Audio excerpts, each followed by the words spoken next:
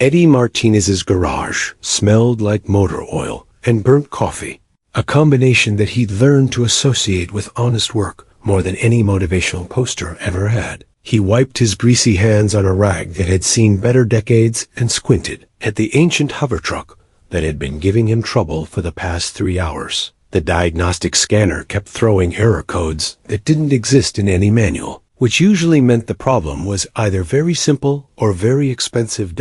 At 42, Eddie had been running Martinez Auto Repair for 15 years. Ever since his discharge from the Colonial Engineering course, the shop wasn't much to look at. A converted warehouse on the edge of New Angeles Industrial District, filled with the kind of vehicles that corporate fleets had given up on but couldn't afford to scrap. Eddie specialized in keeping old machines running when everyone else said they were beyond hope. The work suited him. Machines were honest. They either worked or they didn't. And if you understood them well enough, you could usually figure out why. People were more complicated, which was why Eddie preferred spending his days elbow-deep in engine compartments, rather than dealing with customers who wanted miracles for the price of an oil change. The chime over the front door announced a visitor. Though Eddie hadn't heard any vehicle pull up, he emerged from under the hover truck's engine housing to find his shop empty, the door still swinging slightly in the afternoon breeze. "Hello?" Eddie called out, wondering if some kid was playing pranks again. "Shop's open if you need something fixed." A soft scratching sound from the back corner of the garage caught his attention. Probably another stray cat looking for shelter, though Eddie couldn't figure out how it had gotten past the security fence. He grabbed a flashlight and headed toward the noise, expecting to find some mangy animal that he'd have to shoo away before it made a mess. What he found instead made him drop the flashlight. Huddled behind a stack of old tires were 3 of the most unusual creatures Eddie had ever seen. They were about the size of house cats, but covered in iridescent scales that shifted between deep blue and emerald green, depending on how the light hit them. Each one had tiny wings folded against their backs, delicate horns sprouting from there, heads and eyes that glowed with an inner fire that was definitely not normal for any earth animal. "What the hell?" Eddie whispered, crouching down to get a better look. The creatures, because he was pretty sure they weren't any kind of animal he recognized, looked up at him with those glowing eyes. They didn't seem afraid, just tired and hungry, if the way they were looking at him was any indication. One of them, slightly larger than the others, made a sound that was part chirp, part growl, and entirely heartbreaking. It was the kind of sound that baby animals made when they were lost and looking for their parents. "Okay," Eddie said quietly, the way he'd learned to talk to spooked animals during his childhood on his grandfather's farm. "Let's figure out what you are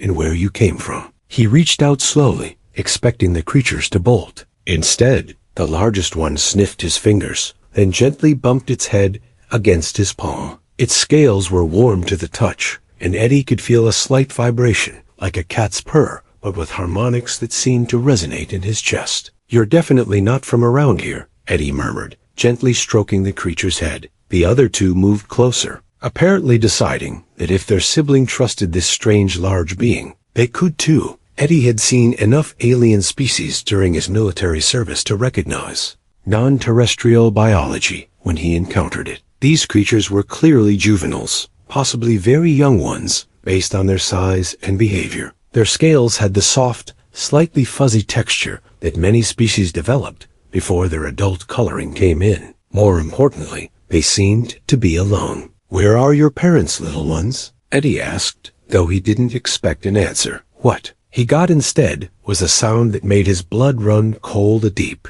resonant roar that seemed to shake the very foundations of the garage. It came from outside, followed by the unmistakable sound of something very large landing in his parking lot. The 3 baby creatures immediately perked up, making excited chirping sounds and trying to hide deeper behind the tire stack. Eddie got the distinct impression that they recognized the sound, but weren't sure whether they should be happy or terrified about it. Another roar, closer this time, followed by a voice that carried harmonics powerful enough to rattle the tools hanging on Eddie's workbench. "Return my offspring human, or face the wrath of Thos, the merciless." Eddie looked down at the 3 baby creatures, who were now actively trying to burrow into the tire pile. "Let me guess," he said quietly. "That's your dad, and you're not supposed to be here." The largest baby made a sound that Eddie interpreted as pretty much, yeah. Eddie had faced down enemy artillery during the war, but something about the fury in that alien voice made him seriously consider hiding behind the tire stack with the babies. Instead, he took a deep breath and walked toward the front of his garage. What he saw in his parking lot defied several laws of physics, and most of his assumptions about what constituted reasonable size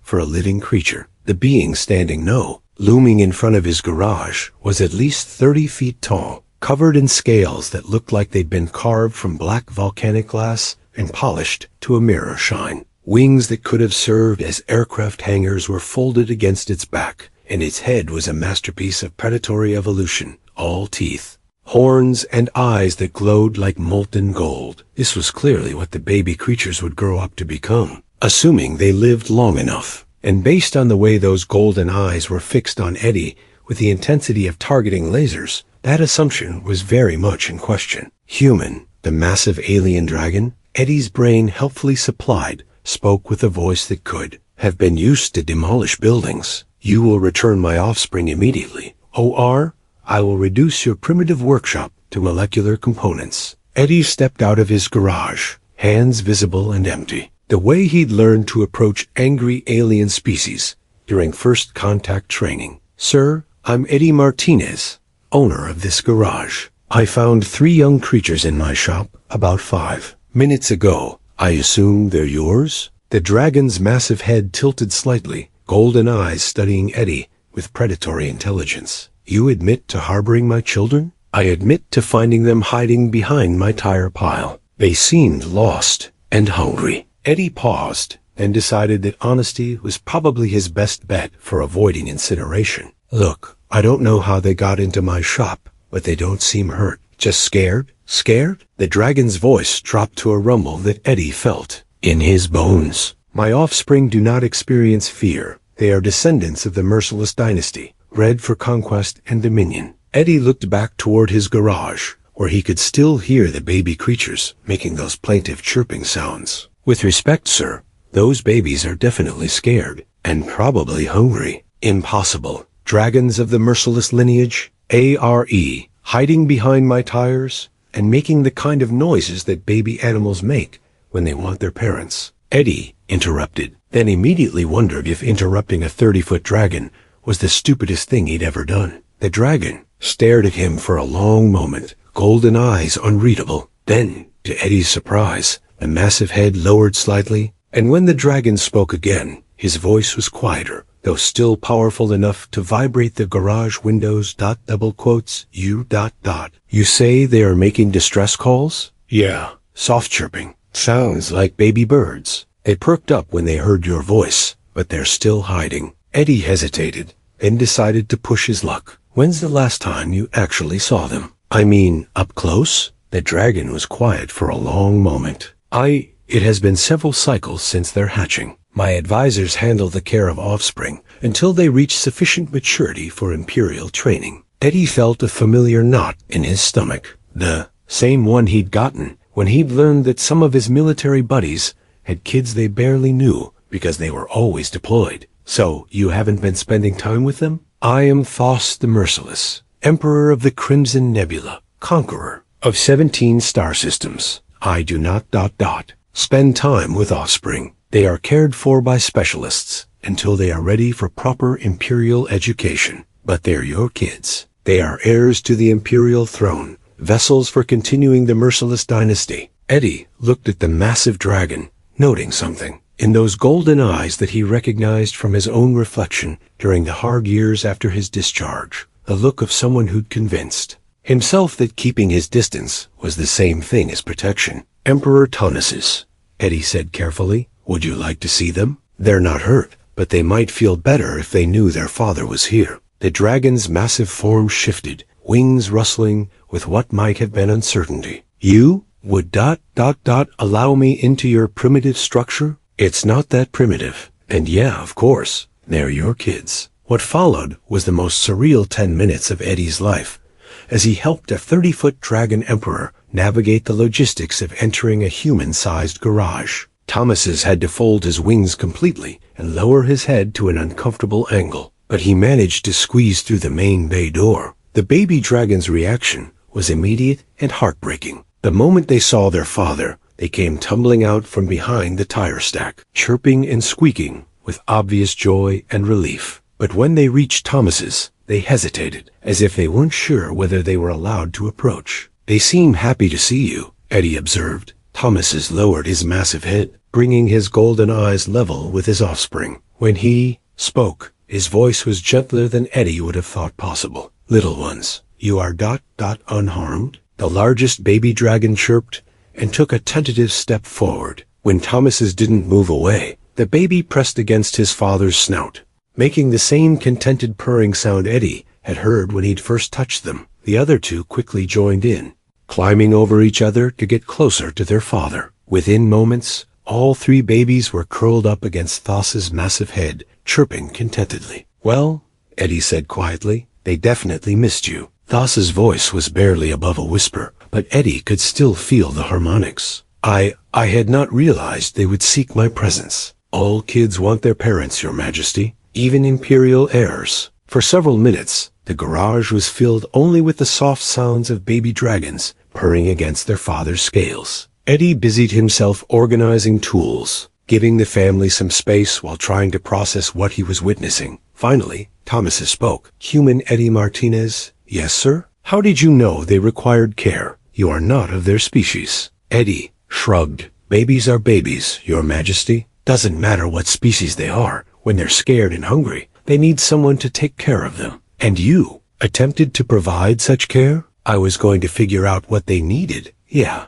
maybe see if I could find their parents." Thomas's was quiet for another long moment, his golden eyes studying Eddie with new interest. "You showed compassion to offspring that were not your own, of a species you had never encountered. Like I said, babies are babies. This is not typical behavior among the species I have conquered." Eddie felt a chill at the casual reference to conquest, but the three baby dragons were still purring against their father's face, and something about that sound made it hard to be afraid. "Maybe you've been conquering the wrong species," Eddie said.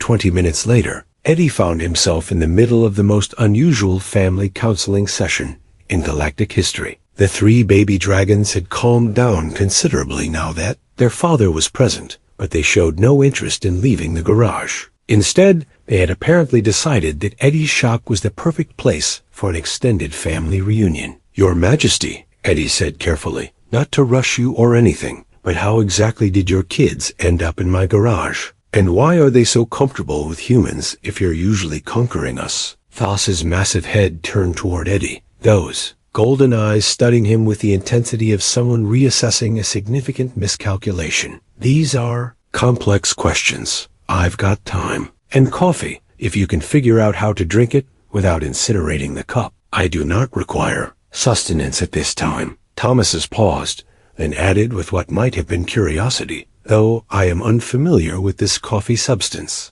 Eddie grinned. "It's a human stimulant. Keeps us functional during long work sessions. I'd offer you some, but I'm not sure about the scale differences." One of the baby dragons, the smallest one, had wandered over to Eddie's workbench and was examining his tools with obvious fascination. It picked up a wrench in its tiny claws and chirped questioningly. "That's for fixing things," Eddie explained, taking the wrench and demonstrating how it worked on a loose bolt. The baby dragon watched with intense concentration and made excited sounds and reached for another tool. "They appear to have an affinity for mechanical devices," Thomas observed, and there was something like pride in his voice. "Dragons are naturally good with tools. The Merciless dynasty has always excelled at engineering and construction. It is how we built our empire's superior technology, combined with strategic brilliance." Eddie looked around his garage with new eyes, noting how the baby dragons were examining everything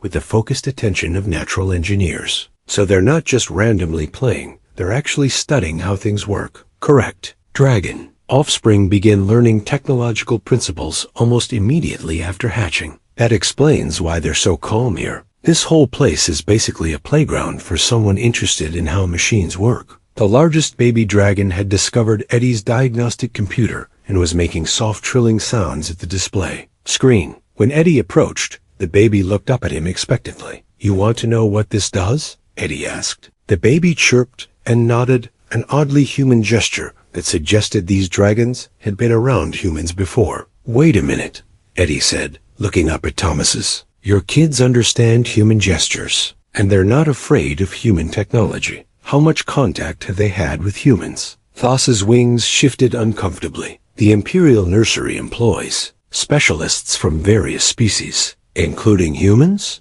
Including humans. Eddie was starting to get a clearer picture. "So your kids have been raised primarily by hired caregivers from different species, including humans. And now they're more comfortable with their caregivers than they are in the Imperial Palace."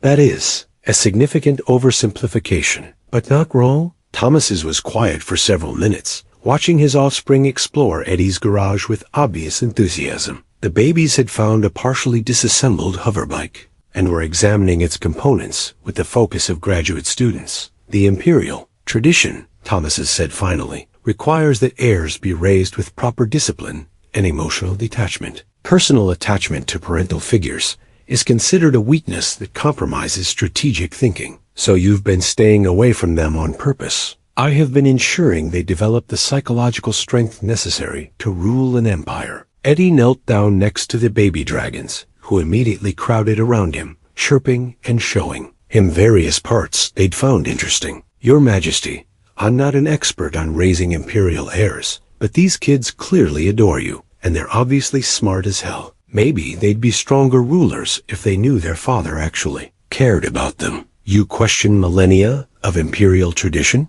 "I question any tradition that keeps parents away from their kids." Eddie looked up at Thomas's. "What kind of emperor do you want them to become? The kind who rules through fear, or the kind who rules because people trust them?" Thas's golden eyes fixed on Eddie with uncomfortable intensity. "You suggest that compassion is compatible with effective leadership?" "I suggest that the best leaders I've ever known were the ones who gave a damn about the people they were responsible for." Before Thomas's could respond, the smallest baby dragon made a sound that was clearly distress. It was standing near the garage door, looking out at the sky, and making the same plaintive chirping sounds Eddie had heard when he first found them. "What's wrong, little one?" Eddie asked, approaching slowly. The baby dragon pointed up at the sky with one tiny claw, then made more distressed sounds. Eddie followed its gaze and saw several large shapes circling overhead, other dragons, but smaller than Thomas's, and moving with the disciplined formation of military units. "Ah," Thomas's said, and his voice carried resigned irritation. "My advisors have arrived."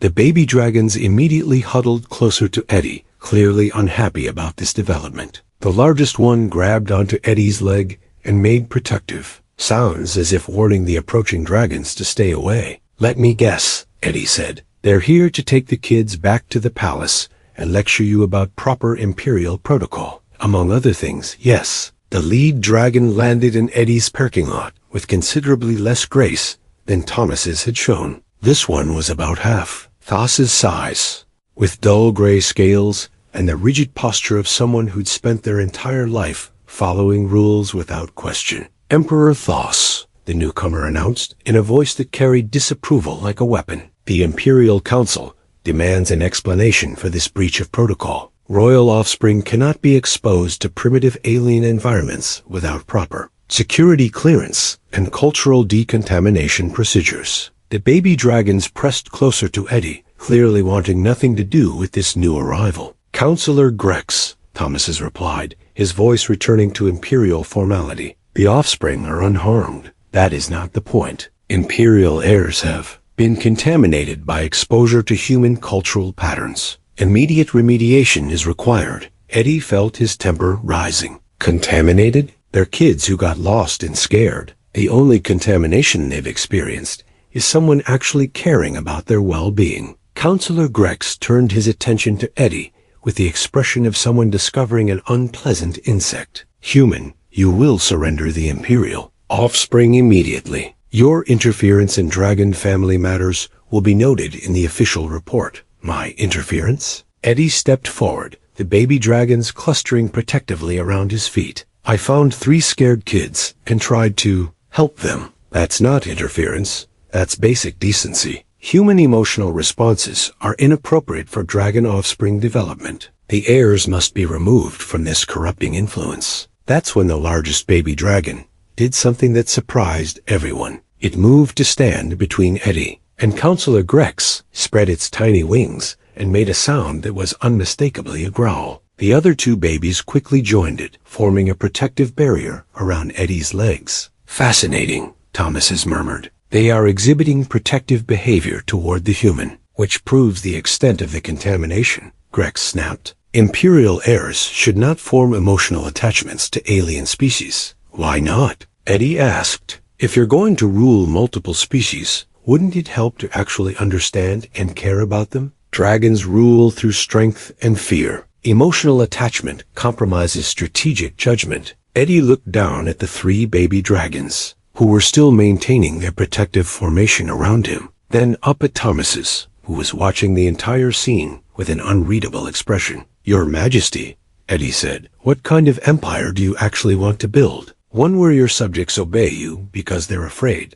or one where they follow you because they believe in what you're doing? Counselor Grex made an outraged sound. Human, you dare to lecture the Emperor about imperial policy? I dare to suggest that maybe there's a better way to raise kids than keeping them isolated from anyone who might actually care about them. The babies were still growling at Counselor Grex, who was clearly becoming more agitated by the moment. Emperor, these offspring have been compromised beyond acceptable parameters. Immediate psychological reconditioning is required. Reconditioning? Eddie felt his blood run cold. You're talking about brainwashing children. We are discussing the removal of inappropriate emotional attachments that interfere with proper imperial development. Eddie looked up at Thomas's, who was watching his offspring with an expression that might have been conflict. Your Majesty, you can't let them mess with your kids' heads just because they showed kindness to someone. The imperial tradition. Grex began. The imperial tradition, Thomas interrupted,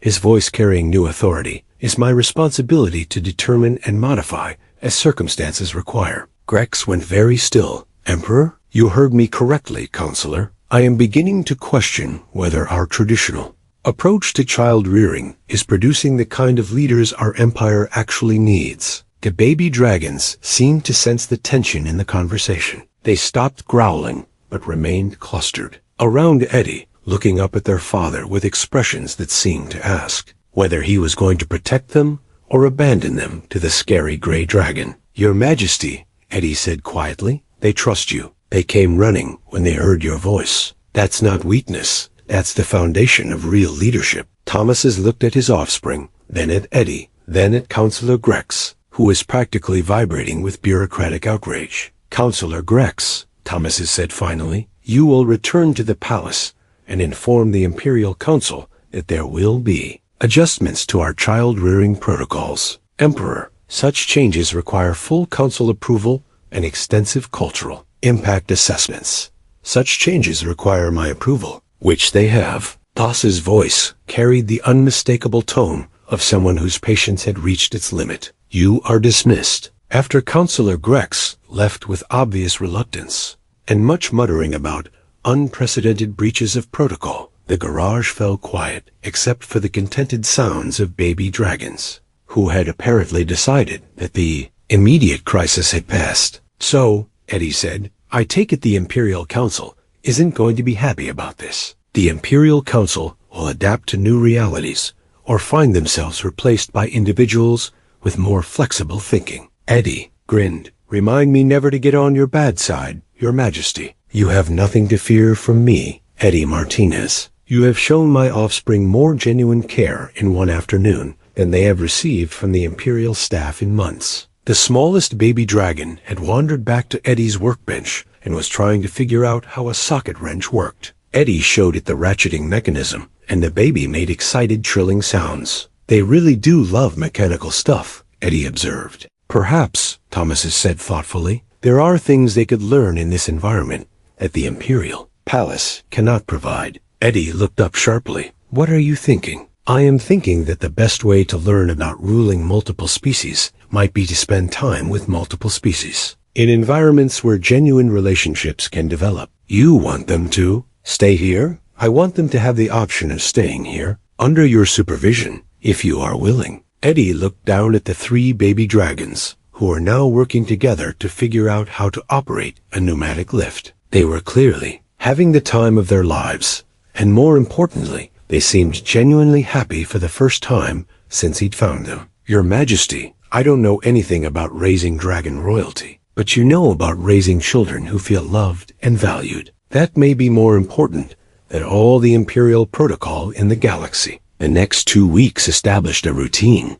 that Eddie never could have imagined. Every morning, Emperor Thomases would arrive at the garage, having learned to land more quietly to avoid startling the neighbors, and spend several hours with his offspring while Eddie worked on various mechanical projects. The babies, who Eddie had started calling Spark, Gear, and Widget based on their individual interests, had made themselves completely at home in the shop. Spark, the largest and most adventurous, had claimed Eddie's main workbench as his territory and appointed himself supervisor of all repair operations. Gear, the middle child, was fascinated by diagnostic computers and had somehow figured out how to interface her natural bioelectric field with human electronics. Widget, the smallest and most thoughtful, preferred studying engine schematics and had memorized the layout of every machine in the garage. They're incredibly smart, Eddie told Thomases during one of their daily conversations. Spark figured out how to operate the hydraulic lift yesterday, and Gear managed to run diagnostics on that old hover truck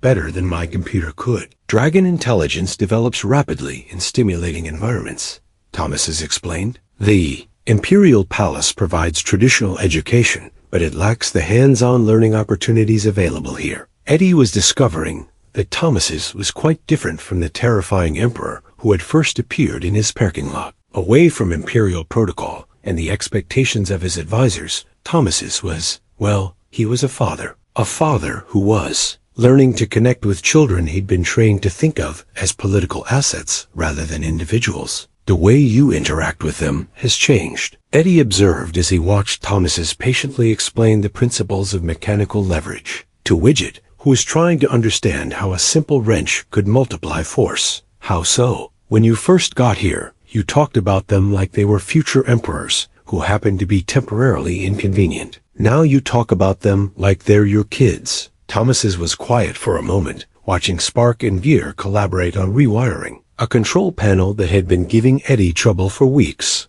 I had not realized how much I had missed by maintaining imperial distance. And they're different too. More confident, more playful. Yesterday, Widget told me a joke. A joke? A really bad one about why dragons make terrible mechanics, because they always overheat the engines. But she was so proud of herself for understanding human humor. Something that might have been a chuckle rumbled in Thas's chest. Humor is not typically encouraged in imperial education. Maybe it should be. Leaders who can laugh are usually easier to work with than leaders who can't. Their conversations had evolved from basic questions about dragon physiology and imperial politics to deeper discussions about leadership, parenting, and what it meant to prepare children for responsibility without crushing their spirits in the process. Eddie, Thomases said during one of these conversations, may I ask about your own background? You demonstrate knowledge of leadership principles that suggests military experience.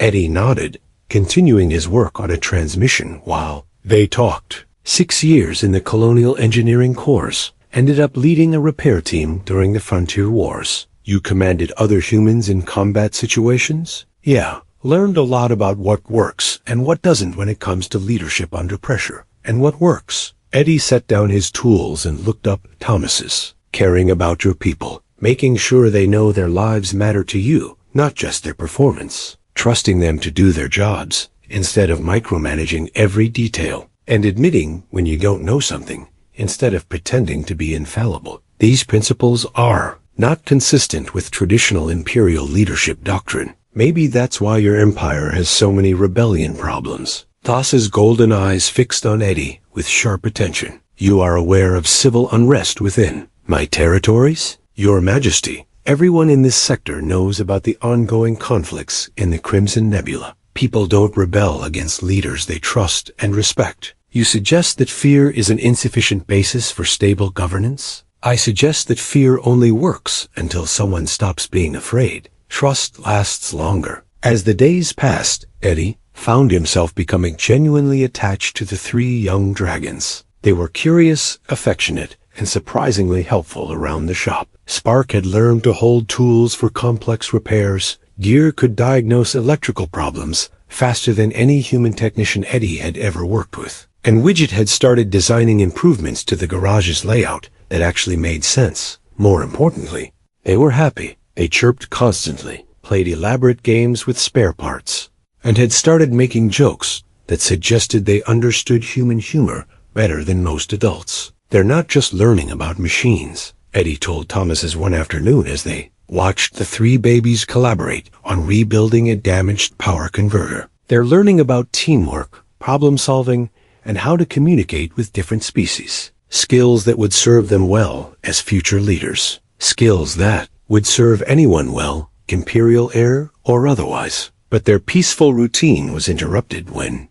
Counselor Grex returned with backup. Eddie was teaching Widget about engine timing when the garage suddenly filled with shadows. Looking up, he saw 5 adult dragons circling overhead, all of them bearing the formal markings of the Imperial Council. The babies immediately clustered around Eddie, making nervous sounds. Spark positioned himself protectively in front of the group, while Gear and Widget pressed close to Eddie's sides. "Okay, guys," Eddie said quietly, "your dad's here, and he's not going to let anyone hurt you. But we might need to be smart about this." Thomas's landed outside the garage with more force than usual, his posture radiating Imperial authority. When he spoke, his voice carried the formal tones of official command. "Counselors, you have requested audience. The lead dragon, a massive female with silver scales, and the bearing of someone accustomed to being obeyed, landed with precise military efficiency. Emperor Thomas's," she said, her voice carrying disapproval like a weapon. "I am High Counselor Vex, speaking for the full Imperial Council. This situation has progressed beyond acceptable parameters." "Define situation, High Counselor." "Imperial heirs have been exposed to human cultural patterns for 14 standard cycles. Psychological contamination is now severe enough to compromise their fitness for imperial succession." Eddie felt his blood pressure spike. Contamination? They've learned to work with tools, solve problems, and make friends. How is that contamination? High Counselor Vex turned her attention to Eddie with the expression of someone noticing an unpleasant insect. "Human, your interference in Imperial family matters constitutes a breach of the Galactic Non-Interference Accords." "The what now?" "Primitive species are forbidden from influencing the development of advanced civilizations." Eddie looked at Thomas's, who was watching the exchange with an unreadable expression. "Primitive? I'm sorry, but who exactly decided that? Humans were primitive?" "The Imperial Council, based on technological and cultural assessments." "Lady, my primitive species has been traveling between stars for over 3 centuries. We've established trade relationships with 47 different alien cultures. We've got cities with populations in the millions and technology that your people apparently find advanced enough to worry about. Irrelevant. Your emotional development remains primitive, as evidenced by your inappropriate attachment to offspring that are not your own species." "My inappropriate attachment?" Eddie looked down at the 3 baby dragons, who were listening to this conversation with obvious worry. "I've been taking care of scared kids who needed help. That's not primitive. That's basic decency." High Counselor Vex made a sound of disgust. "Emotional responses to alien offspring indicate psychological dysfunction. No properly developed species wastes resources on unrelated genetic lines." Eddie felt something cold and angry settling in his chest. Unrelated genetic lines? They're children. Any decent person helps children who need help, regardless of species. Which proves the primitive nature of human psychological development. Or proves that we understand something your people apparently don't. Thomas's stepped forward slightly, his voice carrying warning harmonics. "High Counselor Vex, you will moderate your tone when addressing the individual who has been caring for my offspring." "Emperor, This human's influence on your heirs has compromised their imperial conditioning. Immediate extraction and psychological reconditioning are required. The 3 baby dragons pressed closer to Eddie, making distressed sounds. Spark spread his tiny wings and growled at the High Counselor, while Gear and Widget chirped anxiously. You see? Vex pointed at the babies with obvious disdain. They exhibit protective behavior toward an alien species. This is clear evidence of psychological damage, or evidence that they've learned to form meaningful relationships with individuals who care about their well-being, Eddie said sharply. Such relationships are inappropriate for Imperial heirs. Why? The question seemed to catch Vex off guard. Because they compromise strategic objectivity. How? Leaders who form emotional attachments to their subjects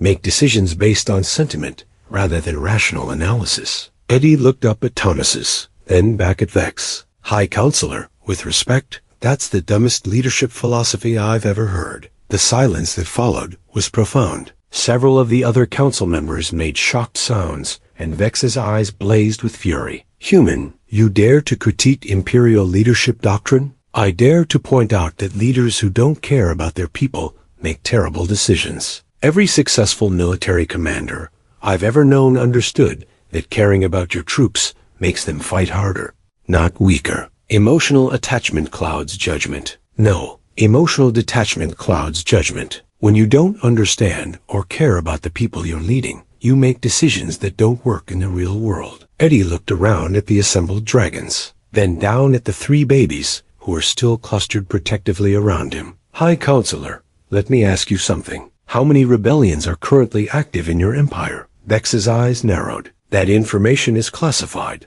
I'll bet it's a lot, and I'll bet they keep happening because your people see the Imperial government as a distant, uncaring force that treats them like resources rather than citizens. The Empire provides order, prosperity, and protection. The Empire provides fear and control. There's a difference. Thomas's had been listening to this exchange with growing intensity. When he spoke, his voice carried new authority. High Counselor, Vex, I am beginning to understand why our traditional approaches to governance have been less effective than desired. Emperor, this human raises valid points about the relationship between leadership effectiveness and genuine concern for those being led. Emperor, you cannot seriously be considering abandoning millennia of imperial tradition based on the opinions of a primitive alien. Thomas's turned his full attention to Vex, and Eddie could feel the temperature in the garage drop several degrees. High Counselor, you will refer to Eddie Martinez as the individual who has provided exceptional care for my offspring, or you will find yourself replaced by someone with better judgment.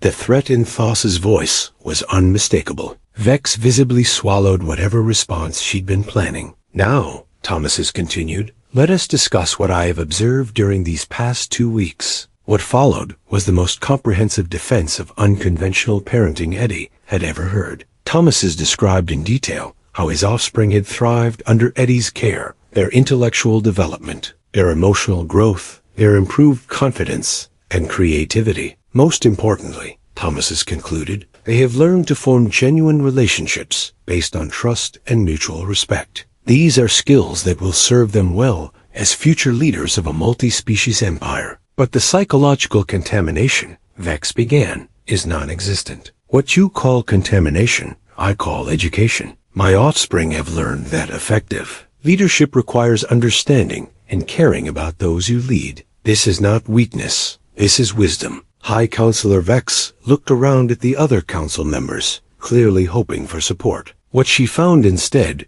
were dragons who were beginning to look uncertain about their previously held assumptions. Emperor, said one of the other counselors, if we abandon traditional child-rearing protocols, how do we ensure proper imperial conditioning? By replacing outdated protocols with approaches that actually produce effective leaders, Thomas replied. My offspring have learned more about practical problem-solving, interspecies cooperation, and genuine leadership in 2 weeks with Eddie Martinez than they learned in months of traditional imperial education. Eddie looked down at the 3 baby dragons, who had relaxed considerably as it became clear that their father was defending them. Spark was now examining one of Eddie's diagnostic tools with obvious fascination. while Gear and Widget were quietly discussing something in their native language that involved a lot of excited chirping. "Your Majesty," Eddie said carefully. "What exactly are you proposing?" "I am proposing that we establish a new model for imperial education. One that combines traditional dragon knowledge with practical experience in multi-species environments. And this garage would be part of that model? This garage would be the prototype, a place where future imperial heirs can learn about leadership through genuine relationships with beings from other species." Vex made a sound of outrage. "Emperor, you cannot seriously intend to establish an imperial education facility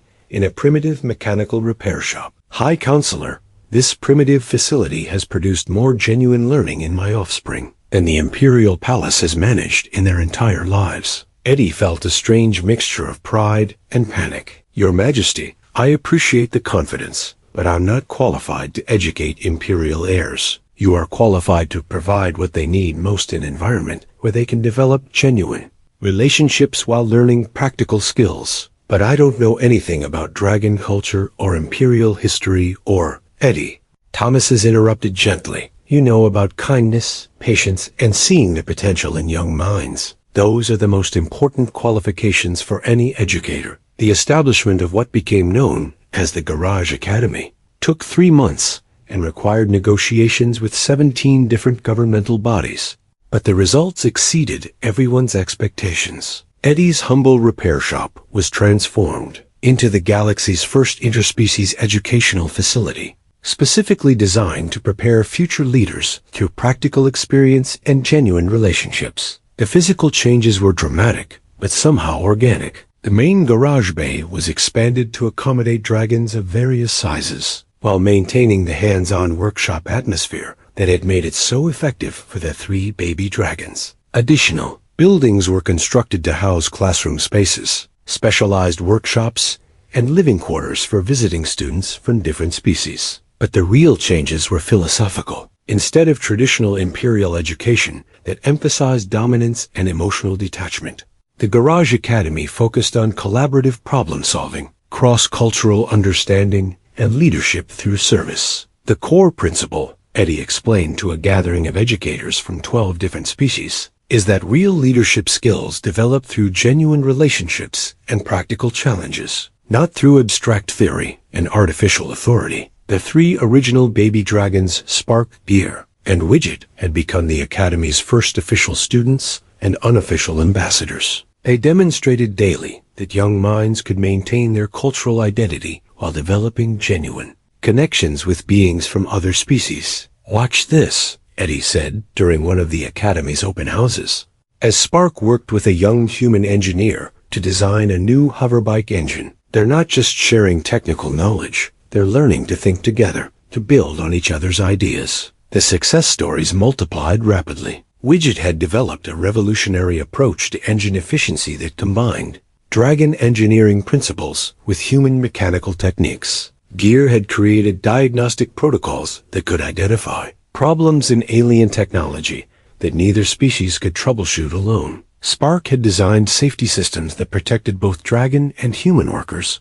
in high-temperature environments. "What we're seeing," reported Dr. Sarah Kim, the Academy's head of interspecies psychology, "is accelerated learning that occurs when students feel genuinely supported and challenged simultaneously." But the real test came when Emperor Thomas announced that the Garage Academy model would be implemented throughout the Crimson Nebula Empire. Traditional imperial education will be replaced by collaborative learning environments based on the principles developed here. Thomas declared during a ceremony that was broadcast to all 17 systems under his rule. "Future leaders will be educated through genuine relationships with beings from all species within our territories." The response was immediate and divided. Progressive factions throughout the empire celebrated the announcement, while conservative elements denounced it as the abandonment of everything that had made the Dragon Empire strong. "You're essentially dismantling the entire imperial system," Counselor Grex warned during one of the heated council sessions that followed Thos's announcement. "I'm replacing an ineffective system with one that actually works,"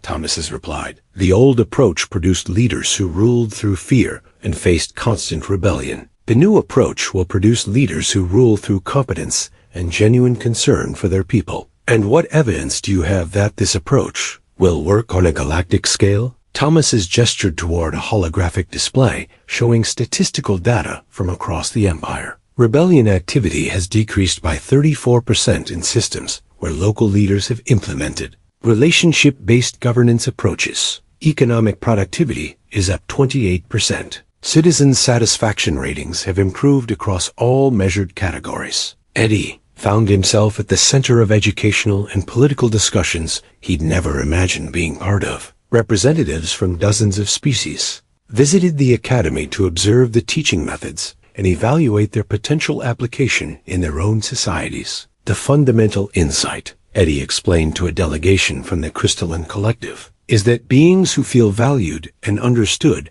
are more likely to contribute their best efforts to collective goals. But how do you maintain necessary authority structures? Asked Ambassador Prism, their crystalline form refracting the garage's lights into rainbow patterns. Authority that comes from competence and care is more stable than authority that comes from fear, Eddie replied. When people trust their leaders to make good decisions and actually care about their well-being, they're more willing to follow even difficult directives. The Academy's influence extended far beyond education. The collaborative problem-solving techniques developed for teaching young dragons and humans were being adapted for diplomatic negotiations, trade disputes, and even military strategy. The Garrison Protocol, as it had become known, was based on the principle that most conflicts arose from misunderstanding rather than fundamental incompatibility. By teaching beings from different species to work together on practical challenges, the Academy had developed methods for building trust and finding common ground even between traditionally hostile groups. But the most significant change was in Thomas's himself. The terrifying emperor, who had first appeared in Eddie's parking lot, had evolved into a leader whose authority came from wisdom and genuine concern for his people rather than fear and intimidation. The transformation has been remarkable, observed Dr. Elizabeth Warren, who had become the Academy's chief political liaison. Emperor Thomas's has become one of the most effective leaders in the galaxy, and it's entirely due to his willingness to learn from his children and their human teacher. The success attracted attention from the highest levels of galactic government. The Galactic Council requested a formal presentation on the Academy's methods and their potential application to interspecies relations throughout the known universe. What we've discovered, Eddie told the assembled representatives from 47 different species, is that effective leadership and peaceful coexistence aren't about suppressing differences. They're about finding ways for different strengths to complement each other. A presentation included testimony from Spark, Gear, and Widget, who were now accomplished young adults capable of switching seamlessly between dragon cultural protocols and human social patterns while maintaining genuine relationships with beings from both species. The question isn't whether different species can learn to work together, Spark explained to the council. The question is whether we're willing to invest the time and effort required to build genuine understanding. Traditional approaches assume that cooperation requires one side to dominate the other, Gear added. But we've learned that cooperation works better when all sides contribute their unique strengths to shared goals. The Academy taught us that diversity isn't a problem to be solved, Widget concluded. It's a resource to be utilized. The Galactic Council's response was unprecedented. They voted unanimously to establish the Interspecies Education Initiative, a galaxy-wide program based on the Garage Academy model. What began as one human helping 3 lost dragon babies, announced Council President Azure, has evolved into a new paradigm for interspecies relations and leadership development. But for Eddie, the most meaningful moments still happened in the original Garage, where he continued to work with young beings from various species who needed to learn that their differences were strengths rather than obstacles. You know what's funny? Eddie said to Thomas's during one of their regular evening conversations as they watched the latest group of students collaborate on a complex engineering project. What's that? I spent years thinking I was just a mechanic who fixed broken machines. Turns out I was actually learning how to fix broken relationships and broken systems. Thomas's rumbling laugh filled the garage. Perhaps there is less difference between those skills than you realized. Maybe, or maybe the real lesson is that everything works better when someone actually cares about making it work. As if to prove his point, the sound of young voices, dragon, human, and several other species filled the air as the students celebrated solving a particularly challenging problem together. Their laughter was the same regardless of species, and their joy in shared accomplishment transcended any cultural barriers. "Eddie," Thomas said quietly, "do you ever regret the day my offspring wandered into your garage?" Eddie looked around at the thriving academy that had grown from his simple repair shop, at the students who were learning that differences could be bridges rather than walls, at the 3 young dragons who had started it all and were now confident, capable beings who moved easily between worlds. "Your Majesty," Eddie said with a grin, "it was the best day of my life." The crisis that would test everything they had built came from an unexpected source. The Hegemony Collective, a militaristic alliance of species that had long resented the Crimson Nebula Empire's growing influence, decided that the Academy represented a threat to their own authoritarian systems. The Dragon Emperor's experiment in collaborative governance is undermining traditional power structures throughout the galaxy, declared Supreme Commander Vortex during a closed session of Hegemony leadership. If this model spreads, it will destabilize the necessary hierarchies that maintain order. The Hegemony's solution was as brutal as it was direct: eliminate the source of the problem.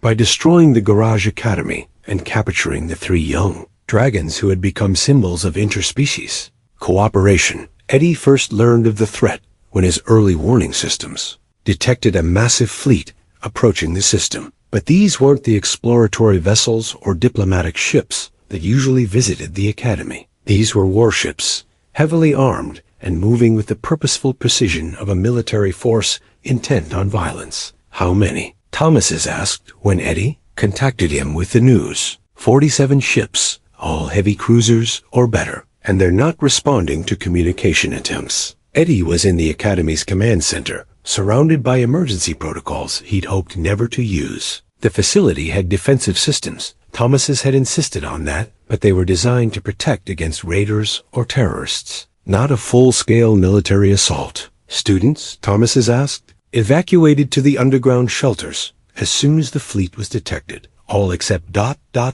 Eddie paused. "Spark, Gear, and Widget refused to leave," Eddie continued. "They say this is their home, and they're not abandoning it." Thos's growl was audible even through the communication system. "They are brave but foolish. This facility cannot withstand a sustained assault from a fleet that size, which is why we need to be smart about this instead of just brave." Eddie had been thinking about this possibility ever since the Academy's success had attracted galactic attention. The facility's greatest strength, its symbolic importance as a model for interspecies cooperation, was also its greatest vulnerability. Anyone who wanted to stop the spread of collaborative governance would see the Academy as a prime target. "Thomas's," Eddie said. "How long would it take for your fleet to get here?" 47 minutes at maximum acceleration. "And how long before the Hegemony fleet reaches optimal attack position?" 23 minutes. Eddie did the math and didn't like the answer. The Hegemony would have nearly half an hour to do whatever they wanted to the Academy before help arrived. "Your Majesty,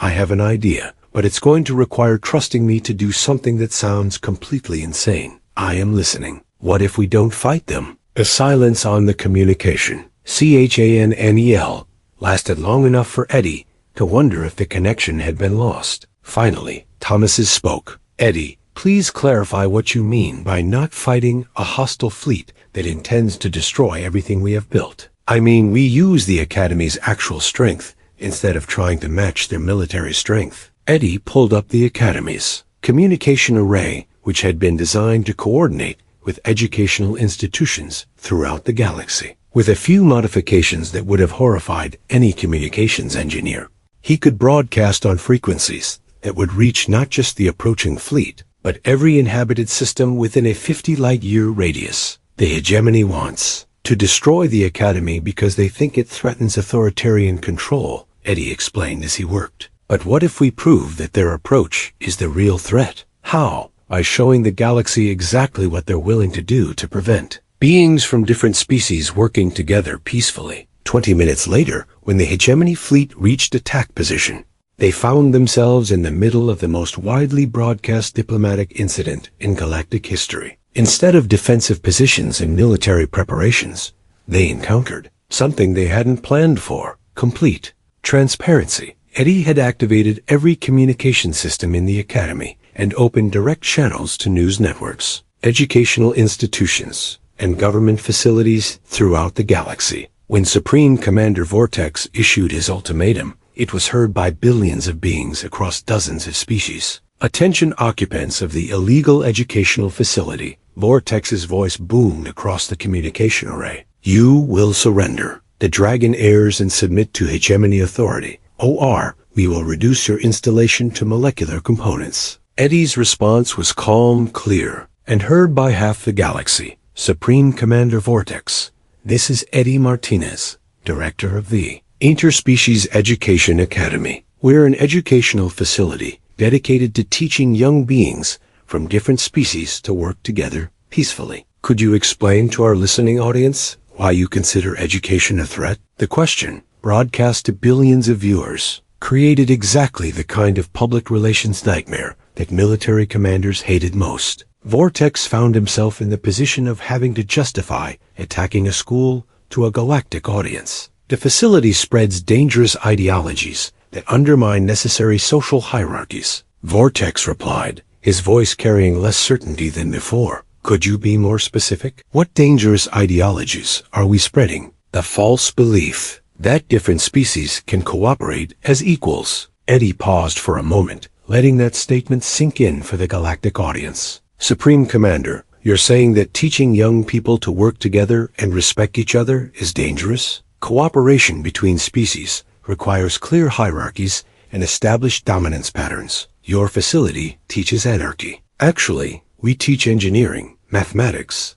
problem-solving, and leadership skills. Would you like to speak with some of our students? They can explain what they've learned. Before Vortex could respond, Spark's voice came through the communication system. The young dragon spoke with the confidence of someone who had learned to find strength in honesty rather than intimidation. Supreme Commander, my name is Spark, and I'm a student here. I've learned to design engines that work better than anything my species or humans could create alone. I've learned that being different from someone doesn't mean you can't be friends with them. And I've learned that the best leaders are the ones who help others become their best selves. Gear's voice followed. My name is Gear, and I've learned that problems get solved faster when beings with different perspectives work together instead of trying to dominate each other. And then Widget. My name is Widget, and I've learned that diversity makes us stronger, not weaker. Every species has something valuable to contribute. The three young dragons continued, describing their education and their friendships with beings from other species. Their words were broadcast to billions of listeners, creating a stark contrast between the Academy's message of cooperation and the hegemony's ultimatum of submission or destruction. This is exactly the kind of dangerous thinking that must be eliminated, Vortex declared, but his voice carried less conviction than before. Supreme Commander, Eddie said quietly, you're threatening to destroy children because they've learned to be friends with beings from other species. How do you think that's going to look in the historical record? The silence that followed was deafening. Eddie could almost hear the Supreme Commander realizing that he had walked into a public relations trap from which there was no graceful exit. The breakthrough came from an unexpected source, Dr. Sarah Kim, speaking from the Academy's main communication center, addressed the galactic audience directly. Ladies, gentlemen, and honored beings, she said, her voice carrying the authority of someone who had spent years studying interspecies relations. What you're witnessing is the fundamental choice facing our galaxy. We can choose cooperation, education, and mutual respect, or we can choose domination, fear, and violence. The Hegemony Collective is demanding that we choose violence. The response was immediate and overwhelming. Communication channels throughout the galaxy lit up with messages of support for the Academy. Government officials from dozens of species issued statements condemning the Hegemony's threats. Most importantly, several Hegemony member species began publicly questioning their alliance's decision to threaten an educational facility. Supreme Commander Vortex came a new voice over the communication channel. This is Admiral Praxis of the Altarian Defense Force. The Altarian Republic is withdrawing from the Hegemony Collective effective immediately. We will not be party to an organization that threatens children for learning to cooperate. Similar announcements followed from 3 more Hegemony member species, each one broadcast to the galactic audience, and each one further undermining Vortex's position. When Thos's fleet arrived 20 minutes later, they found the Hegemony force in complete disarray. Half of their ships had been recalled by member species that were withdrawing from the Alliance. The remainder were facing the choice between attacking an educational facility in front of a galactic audience or retreating without accomplishing their mission. Supreme Commander Vortex. Thos's voice carried the authority of someone who had learned to rule through competence rather than fear. You have 2 options. You can withdraw your forces and return to Hegemony space, or you can explain to the galaxy why you believe violence is an appropriate response to education. The Hegemony fleet withdrew, but the real victory came in the weeks that followed, as the Academy's broadcast reached young beings throughout the galaxy who had never imagined that cooperation between species was possible. Applications for admission increased by 4,000%. 17 new academies were established using the same principles.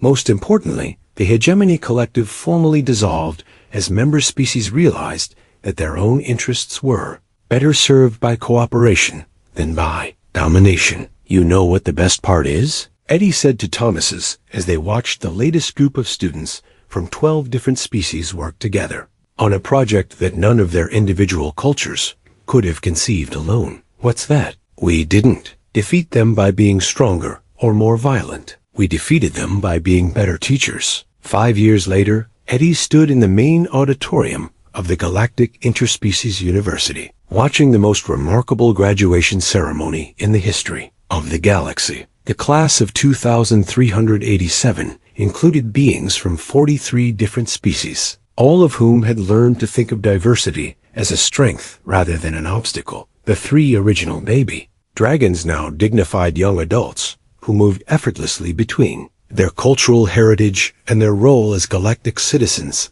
served as the graduation speakers. When we first stumbled into Eddie Martinez's garage, Spark said, her voice carrying the warmth that had made her one of the galaxy's most effective diplomatic engineers, we were just scared kids who didn't know where we belonged. What we learned, Gear continued, his presentation seamlessly integrating concepts from 7 different technological traditions, was that belonging isn't about being the same as everyone else. It's about contributing your unique strengths to shared goals. The Academy taught us that diversity isn't just valuable. Widget concluded, her research having revolutionized interspecies communication protocols. It's essential. The biggest challenges facing our galaxy require perspectives that no single species can provide. Eddie looked out at the audience, seeing parents, government officials, and educators from throughout the known universe. But what caught his attention were the small details that would have been impossible 5 years ago. Dragon younglings sitting next to human children, crystalline beings sharing snacks with furry mammals from the outer systems, and teenagers from a dozen different species taking selfies together as if it were the most natural thing in the world. The transformation has exceeded every projection, reported President Azure of the Galactic Council during the post-graduation reception. Conflict between member species is at the lowest level in recorded history. Economic cooperation has increased by 340%. Most importantly, we're seeing the emergence of a truly galactic culture that celebrates diversity rather than merely tolerating it. Emperor Thomases, now recognized as one of the galaxy's most effective leaders and a strong advocate for collaborative governance, approached Eddie with something that might have been a smile. Eddie Martinez, Thomases said, do you realize what you have accomplished? I helped some scared kids find their way home and taught them a few things about fixing engines. Eddie replied with a grin. You changed how the galaxy thinks about leadership, cooperation,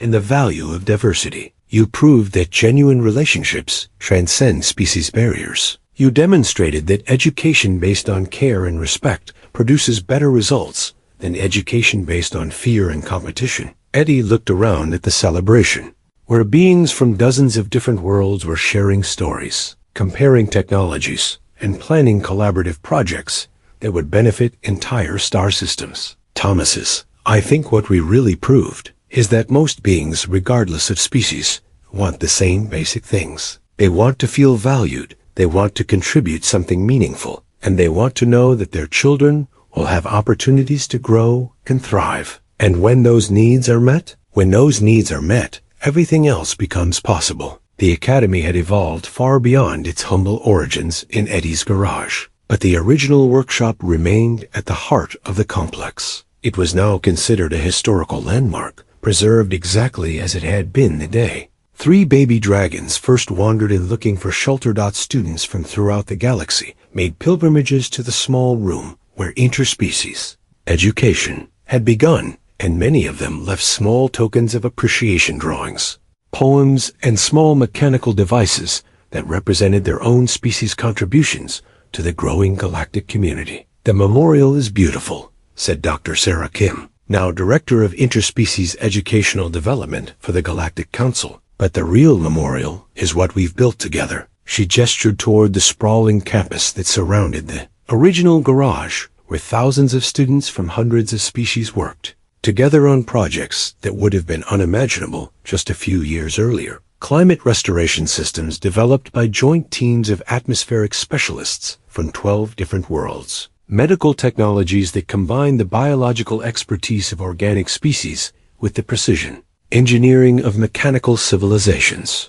Art forms that emerge when beings with completely different sensory capabilities learn to create beauty together. But Eddie's favorite part of the celebration was when the original 3 dragons presented him with a gift they had created together, a small mechanical device that looked remarkably like the diagnostic scanner he'd been using the day they first met, but enhanced with dragon engineering principles and powered by emotional resonance technology that allowed it to detect not just mechanical problems, but relationship dynamics and communication barriers. "It's a prototype for a new kind of diagnostic tool," Spark explained, "one that helps beings understand not just what's broken, but what needs to be connected." "We figured," Gear added with a grin that somehow worked, despite his massive teeth, "that if anyone would appreciate a tool for fixing relationships, it would be the human who taught us that most problems are really about communication and trust." "Plus," Widget said,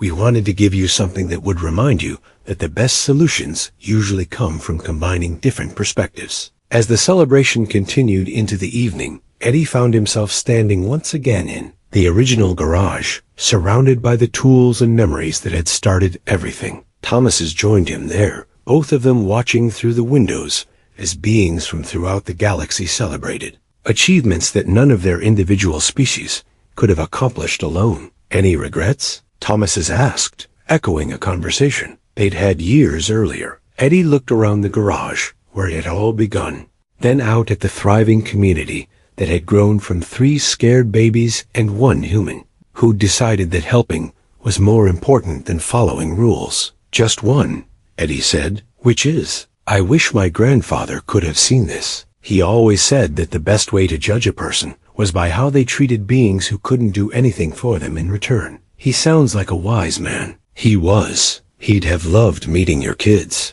He always said that children were the future, regardless of what species they happened to be." Eddie smiled, remembering the old man who'd taught him to fix machines and, more importantly, to see every problem as an opportunity to help someone. You know what he'd say about all this? "What?" "He'd say that the universe is a lot more interesting when everyone gets to be part of building it." As if to prove the point, the sound of laughter dragon, human, and dozens of other species drifted through the garage windows, carrying with it the promise of a future where differences were celebrated rather than feared, and where every being could find their place in the vast, wonderful community of the galaxy. The merciless dragon. Emperor's missing babies had indeed been found nestled next to a human mechanic, and in finding them, they had helped build a universe where no one had to be lost or alone ever again.